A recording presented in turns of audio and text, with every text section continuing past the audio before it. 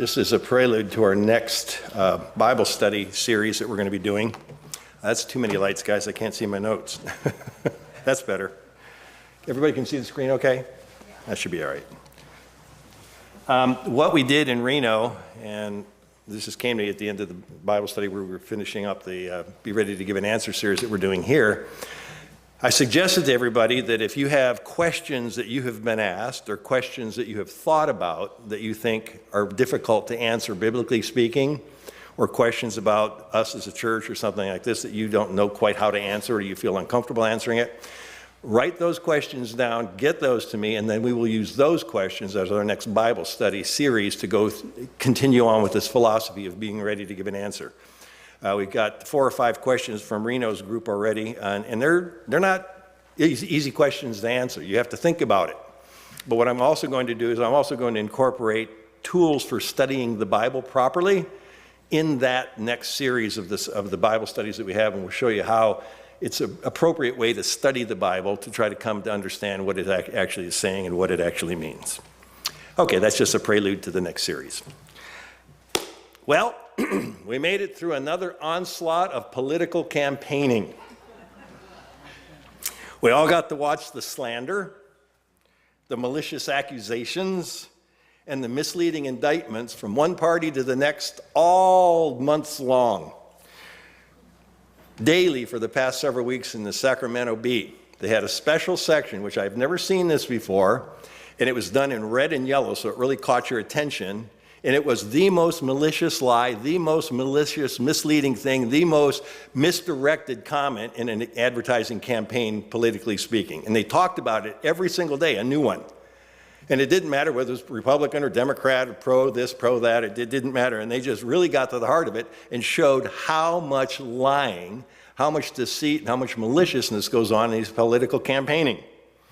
And yes, we've gotten through yet another election. As irritating as that may be, I am so glad when Tuesday finally rolls around during election year.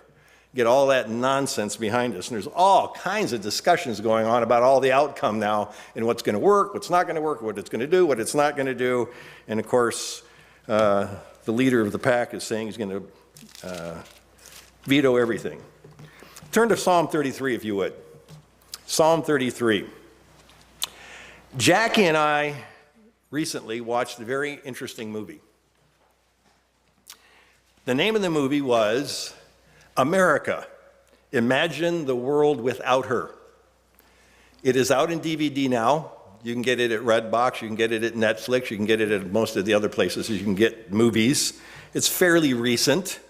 I would highly recommend seeing it if you get the opportunity. It's an interesting perspective on what has happened in America and what the world would be like if some people, many people in this country now, would like to see America and American philosophies destroyed.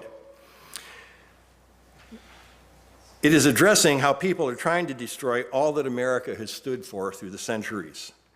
The author of this documentary, and it is a movie documentary, addresses each accusation, and he really gets pointed with these things. And that's how he starts the movie. And then he shows the proper perspective of where the accusation's coming from and what the actual truth is. And he interviews the leaders of these accusations, the people that are proponents of these accusations against America. And it's really deep-rooted. Watching that movie, and then also having seen the latest Good News magazine that has red, white, and blue on the cover, the title of the lead article on that magazine, the Good News magazine, is America's War on God. I would strongly recommend, if you don't read many Good News magazine articles, do yourself a favor and read that article. That article and that movie really prompted me to think about a passage of Scripture in the Bible. The passage of Scripture is found in Psalm 33.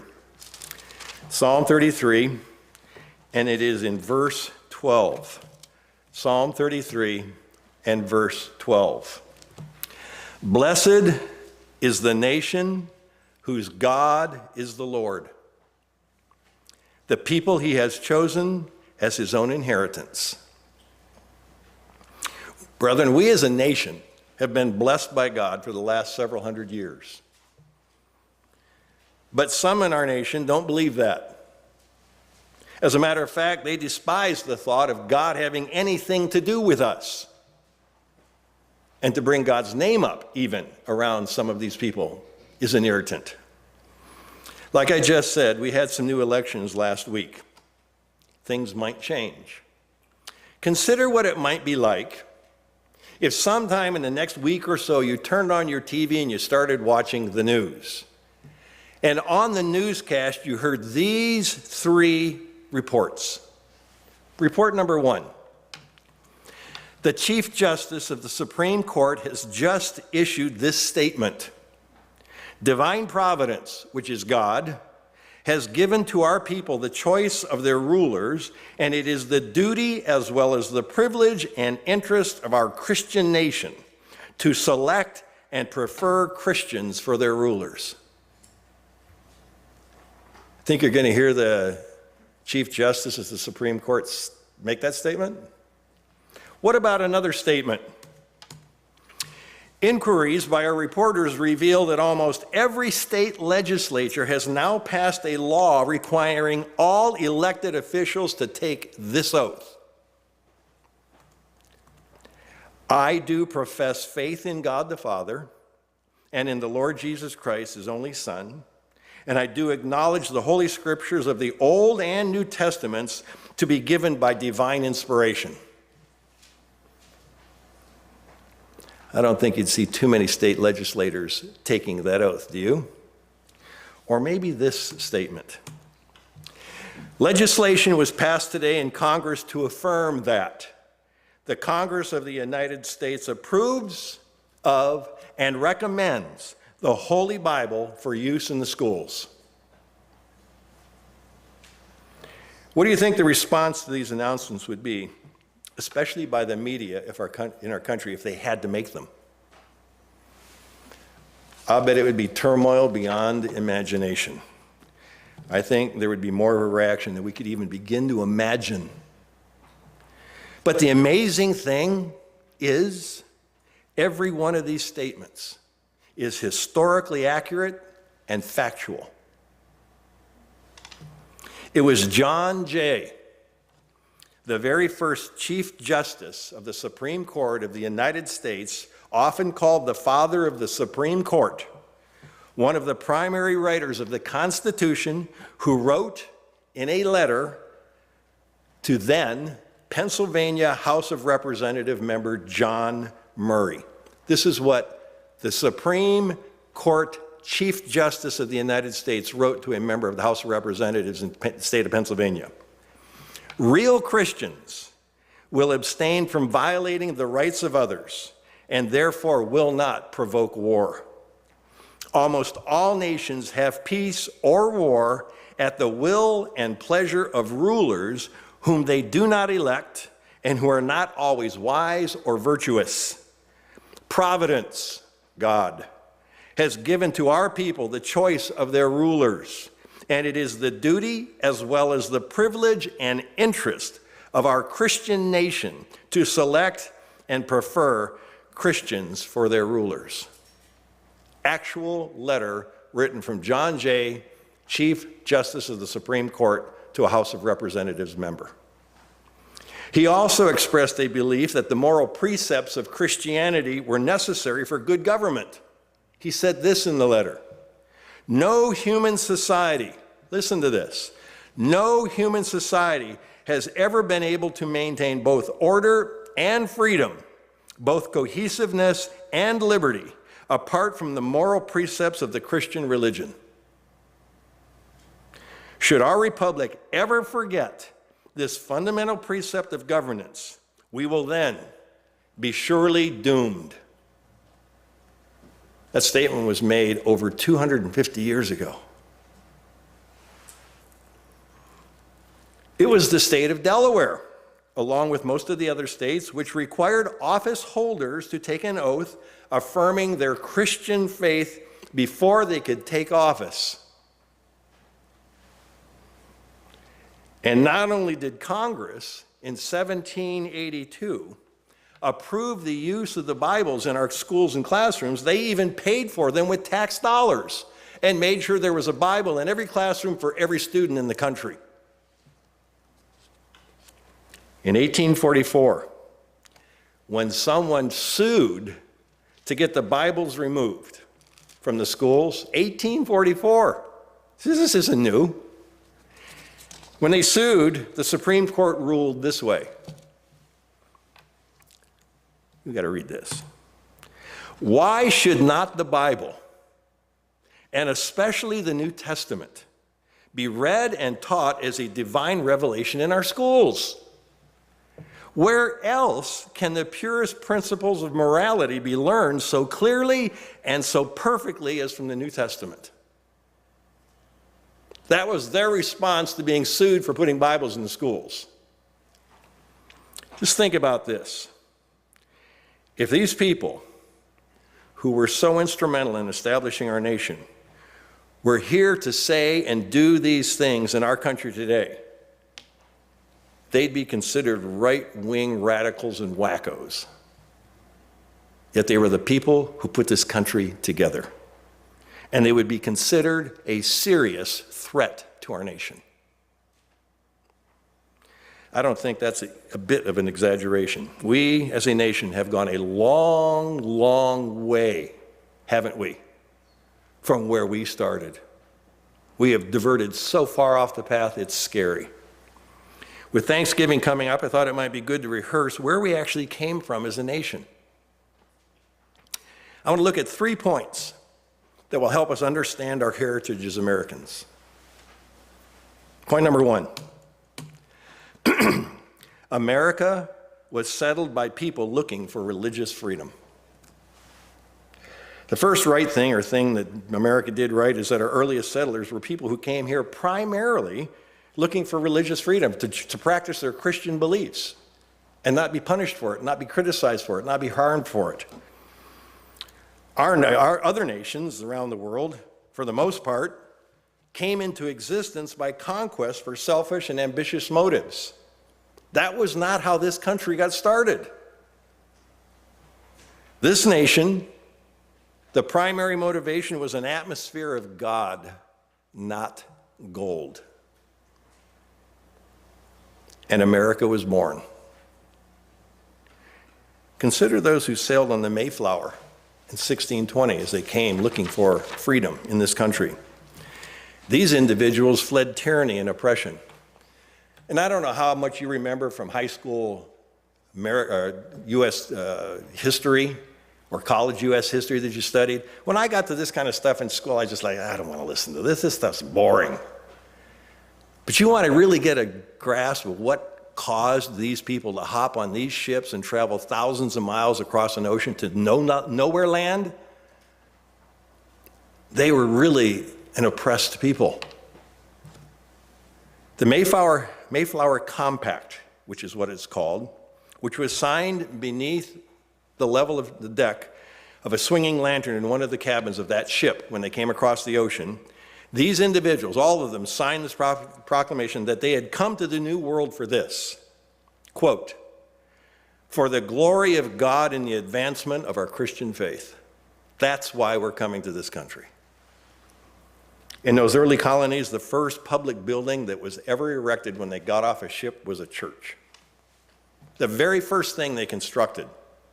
Anytime there was any difficulty, challenges, or problems within the community, everybody showed up at the church, and everybody prayed the same prayer to the same God for the right reasons. And every time there was bountiful and blessings, and they had great crops and great harvests, they all gathered together in the church, and they all went around the room telling all the wondrous things about how they'd been blessed that last year. No matter which way they were going in their life, they always brought it back to God. They relied on God. They trusted God. They believed in God. And they did it unilaterally as a group, all of the same mind. And what did God do? God blessed them. He blessed this nation more wildly than any nation's ever been blessed on the planet. God was at the center of everything. 20-some years later, in 1643, as more and more people arrived on these shores, they joined together and to form what they called the New England Confederation. They wrote a constitution for this New England Confederation. It was the first constitution written in the New World, and it began with these words. Whereas we all came into these parts with one and the same end and aim, namely to advance the kingdom of our Lord Jesus Christ and to enjoy the liberties of the gospel in purity and peace. That was the introduction to their constitution. These are our spiritual forefathers who came to the shores of America so they could worship and practice their Christian faith without fear and without persecution. We don't realize what a blessing it is to be able to meet in peace, to be able to have the prosperity that we've had, to be able to sit in these cushy chairs. We take everything that we've got, I shouldn't say we do, many of us take everything for granted, or many things for granted. So the first thing that's right with America is that the earliest settlers came here primarily looking for religious Christian freedom. Let's turn to Exodus chapter 19.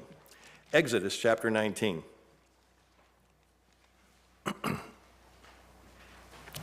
The chapter right before the chapter that has the Ten Commandments in it.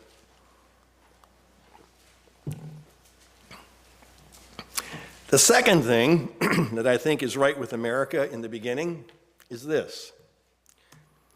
Our founders had a strong desire to be pleasing to God and to do His will. To be pleasing to God and to do His will. There is something at this juncture that is worth noticing, though, historically.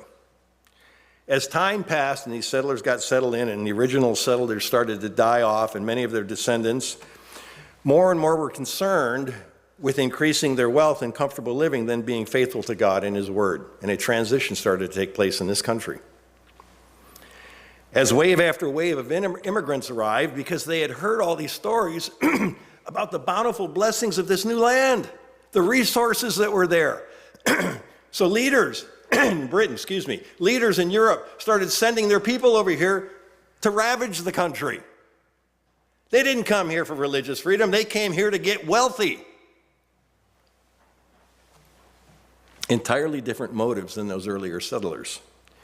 England, after some years, began a program in the late 1600s, mid-1600s, of emptying its prisons and putting the prisoners on board ships and sending them as indentured servants to the United States.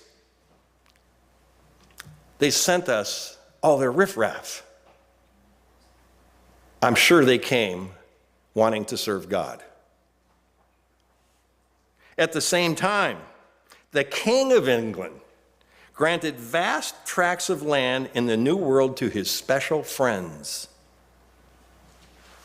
And slavery was introduced into the colonies to work the plantations.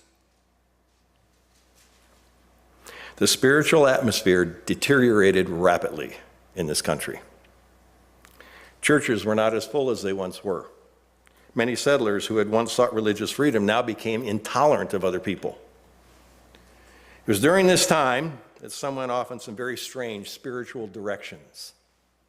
For example, in 1692, a slave girl was brought by her master to live in Salem, Massachusetts.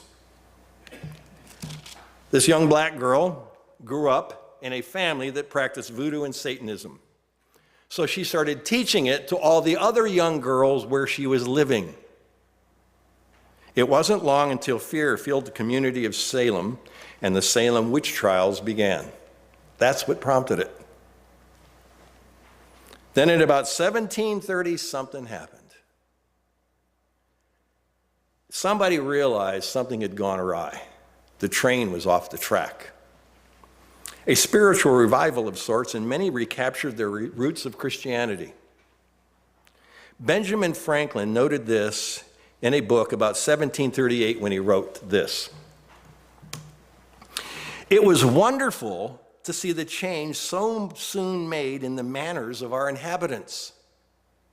People started going back to their religious beliefs, their Christian foundations, from being thoughtless or indifferent about religion.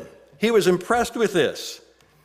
He said, it seemed as if all the world were growing religious again, so that one could not walk through town in an evening without hearing psalms being sung in different families of every street. People started to realize, hey, we missed the boat here. We came over here for the right reason, we got off on the track for the wrong reason, we need to get back on track. In fact, Franklin was so impressed with all this revival taking place and so many people coming back to Christianity that he built an auditorium in Philadelphia, Pennsylvania that could accommodate crowds of more than 30,000 people that came to these meetings. You know what the population of Philadelphia was at the time? 25,000. The auditorium was filled every time they had a meeting. Standing room only. People were coming from everywhere they could possibly come from. They wanted this revival. They wanted to get back on track. They wanted to get their Christian roots reestablished. People were coming from everywhere. Let's look at Exodus 19 now. Exodus 19, and I want to begin here in verse 5. Exodus 19, verse 5. Now therefore, if you will indeed obey my voice and keep my covenant, then you shall be a special treasure to me above all people, for all the earth is mine. And you shall be to me a kingdom of priests and a holy nation. These are the words which you shall speak to the children of Israel. It was like our founding fathers listened to these words in Exodus. This Great Awakening, as it was called, was a precursor to the American Revolution. Our founding fathers, the signers of the Declaration of Independence, and those who wrote our Constitution and Bill of Rights, those who put their lives on the line, who fought and died that this country could be free from tyranny. They lived like that. They believed in that. And they trusted a God to help get them through that. All these grew up and came into this leadership role during this revival period. And they were the leaders of the American Revolution. So the leaders of the nation now had this godly orientation, this Christian foundation, as their premise from which to operate again. Listen to this prayer, recorded in the personal diary of George Washington in his own handwriting. Let my heart, gracious God, be so affected with your glory and majesty that I may discharge those weighty duties which thou requirest of me. Again, I have called on thee for pardon and forgiveness of my sins, for the sacrifice of Jesus Christ offered on the cross for me. Thou gavest thy Son to die for me and hast given me assurance of my salvation. Similar to what we heard in the sermonette from our George Washington, our first president. This was his personal prayer to God. Can you imagine a prayer like this going up by our current president or any more recent president or any other leader in the world? It's also interesting to note that over a 10-year period of time, starting in the mid-1970s, this is fairly recent, political science professors Donald Lutz and Charles Heinemann were at the University of Houston. They collected and cataloged 15,000 writings by the Founding Fathers, which were produced between the years 1760 and 1805. Their goal was to determine the primary sources of ideas behind the Constitution of the United States by identifying the sources quoted most often in these 15,000 writings. Guess what the primary source was? It was the Holy Bible. As a matter of fact, 94% of the quotes of the founders of our nation were based upon the Bible.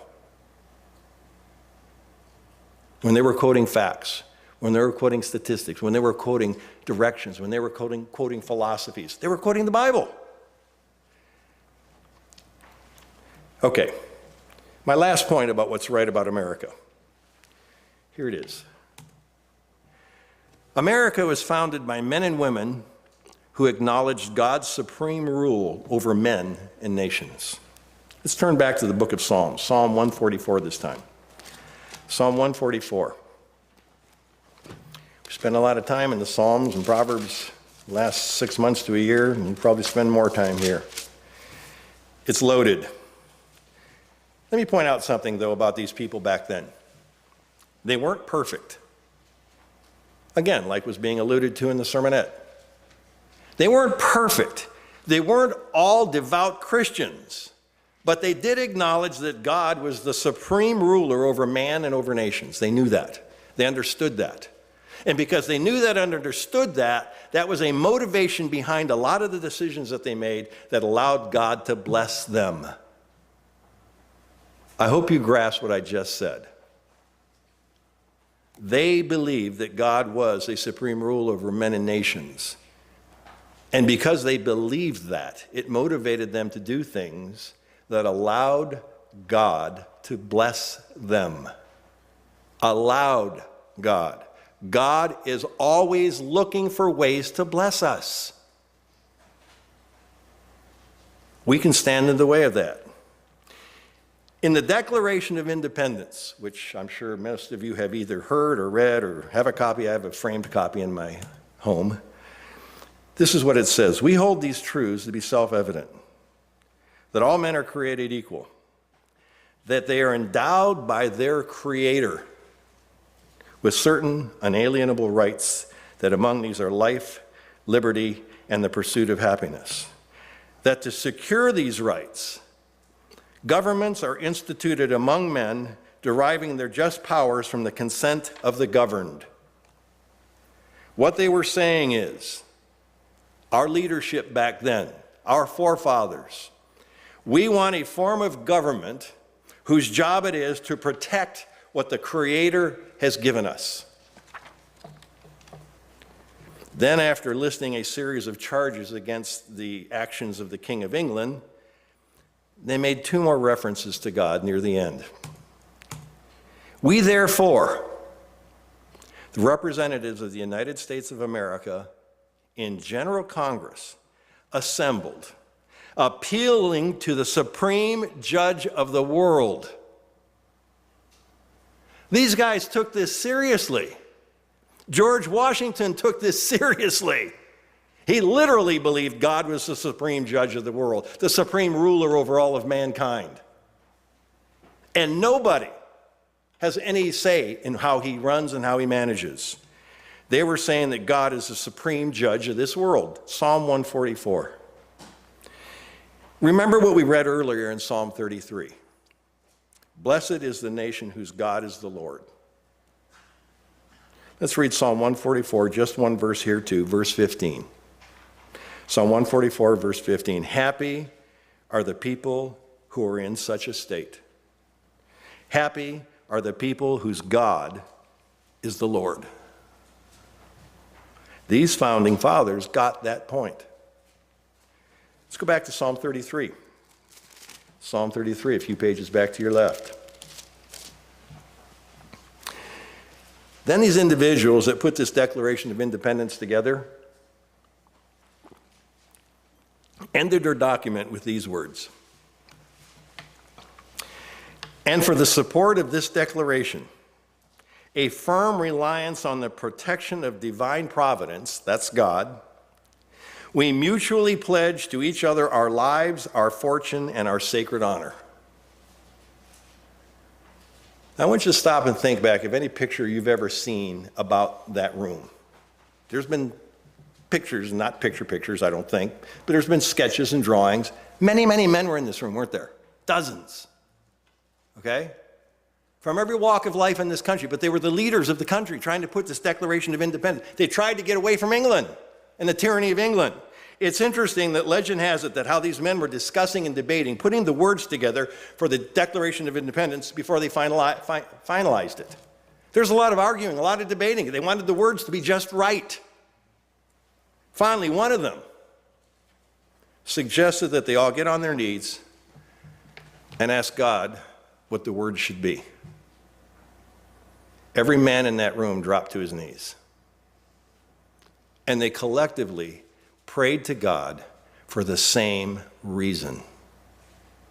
And I believe God answered. John Adams, who was in the room that day, wrote this letter to his wife, Abigail, about that meeting of the First Continental Congress. He said this to his wife: "The most amazing thing occurred. Even the stern old Quakers had tears gushing out of their cheeks. They let God get to their hearts. They asked God to get to their hearts." Can you imagine doing that today? Wouldn't it be wonderful today if our president, our Congress, our Supreme Court, if they would get down on their knees like the forefathers did and say, "God, what do you want for this nation?" I found it also interesting that at the signing of the Declaration of Independence, Samuel Adams, who was there, often called the father of the Revolution, declared this: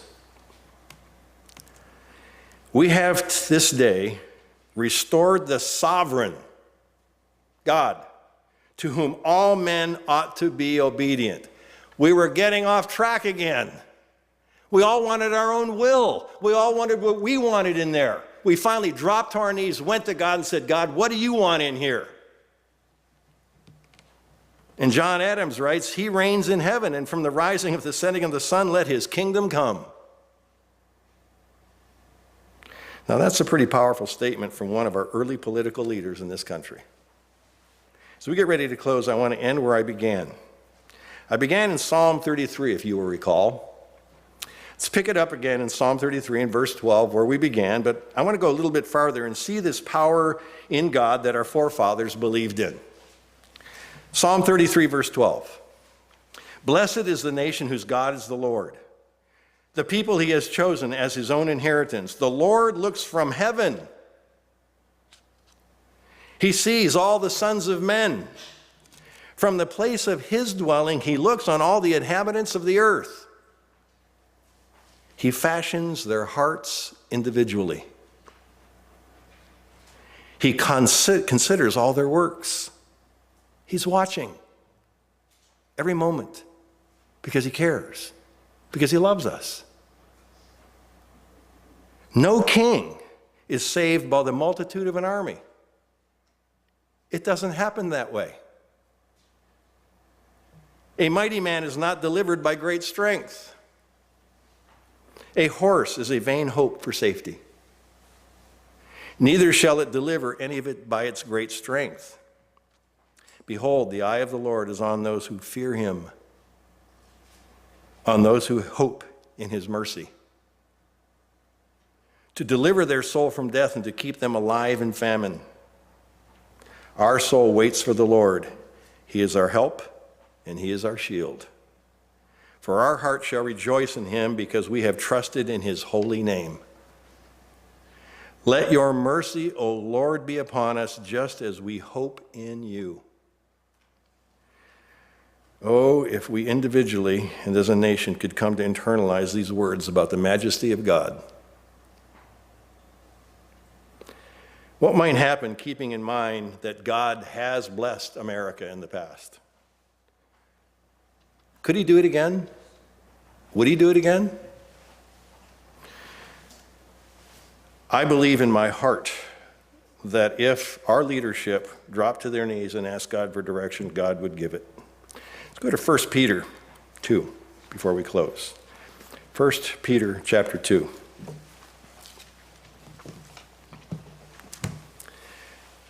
Let me leave you with a little tidbit of history, though.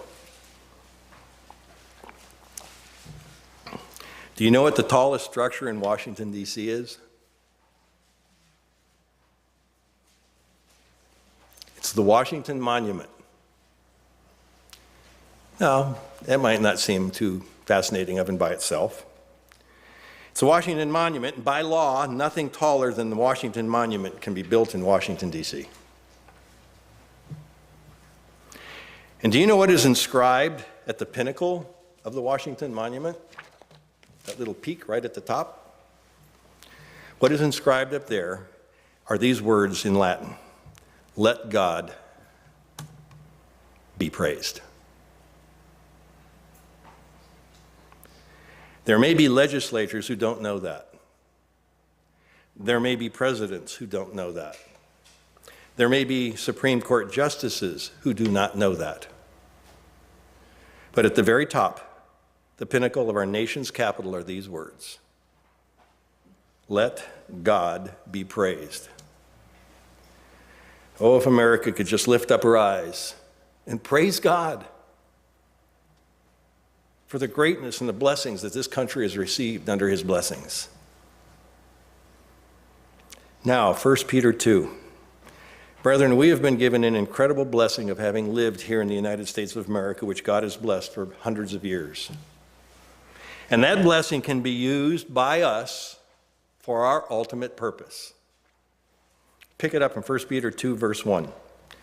1 Peter 2, 1. Therefore, laying aside all malice, all deceit, hypocrisy, envy, and all evil speaking, as newborn babes, desire the pure milk of the word, that you may grow thereby. If indeed you have tasted that the Lord is gracious, coming to him as to a living stone, rejected indeed by men, but chosen by God and precious, talking about Christ. You also, as living stones, are being built up a spiritual house, a holy priesthood, to offer spiritual sacrifices acceptable to God through Jesus Christ. Drop down to verse 9. But you are a chosen generation, a royal priesthood, a holy nation, his own special people, that you may proclaim the praises of him who called you out of darkness into his marvelous light, who once were not a people, but are now the people of God, who had not obtained mercy, but now have obtained mercy. Brethren, God blessed America for a reason. And marvelous things happened when our forefathers recognized his sovereignty and his power over all men. We need to recognize that sovereignty and that power in our lives. It exists. And the same things can happen. When we do, be prepared to watch the mighty hand of God go to work in your life. Have a great Sabbath.